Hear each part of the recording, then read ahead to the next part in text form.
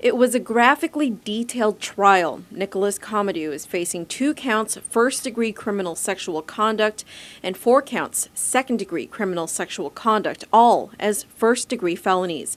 Today, Guam Police Detective Mary Jane Raval testified that she interviewed CAMADDU's victim at the Child Protective Services facility in Hagåtña back in February 2012. The victim was CAMADDU's 11-year-old daughter. According to the magistrate's report filed in February 2012, the victim told police that her father had been raping and sexually assaulting her since she was in kindergarten. She also indicated to police that she thought she was pregnant. The victim told a classmate about the ongoing rape, and school officials then reported it to police. Defense attorney John Morrison focused on Raval's earlier testimony, which conflicted with her written report, but Raval was allowed to go over her notes and testify again. And she told you that that incident occurred in her mother's bedroom, didn't she? In November? Yes. Yes. She didn't tell you that that incident occurred in her own bedroom, did she? No. And she told you that as to that November incident, she said that it happened at 6 o'clock or thereabout at night, right? Yes. She didn't say it happened in the morning, did she? No, she didn't. She said she remembered that because her mom was watching American Idol, right? Defense attorneys and prosecutors focused on 2 dates in which CAMADDU was accused of sexually assaulting his daughter, Christmas Eve 2011 and February 2nd, 2012. In describing that December allegation,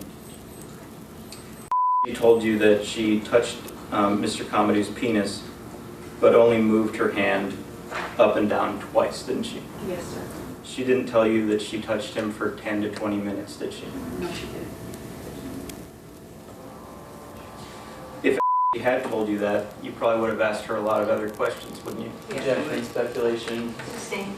However, under cross-examination, Detective Raval clearly remembers the graphic details about the alleged sex abuse. When you interviewed her, she used the term fingering, didn't she?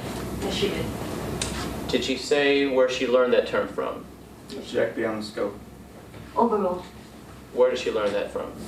She claimed from her father. And you remember her then stating that Nicholas took his right hand and placed it on her left thigh, advancing towards her vagina. Do you remember her saying that? And that was a yes to the last question? Yes, sir. And then told you that she pushed the defendant's hand away. Yes, she did. She indicated to you that her father began to finger her in an up and down motion and squeezed her breast. Do you remember her telling you that? Yes, I do. And you remember her telling you that after her father was fingering her, he unzipped his pants and took her left hand to grab his dick. Do you remember her telling you that? Yes, I do. And that same incident, do you remember after you describing that something was on her hand that she thought was something akin to a mucus? Yes. In the February 2012 magistrate's report, CAMADDU was accused of having sex with his 11-year-old daughter and engaging her in lewd activity. However, a superseding indictment handed down in January of this year excluded sexual intercourse from the allegations. Instead, CAMADDU was charged with digital penetration, but the felony charges remained the same.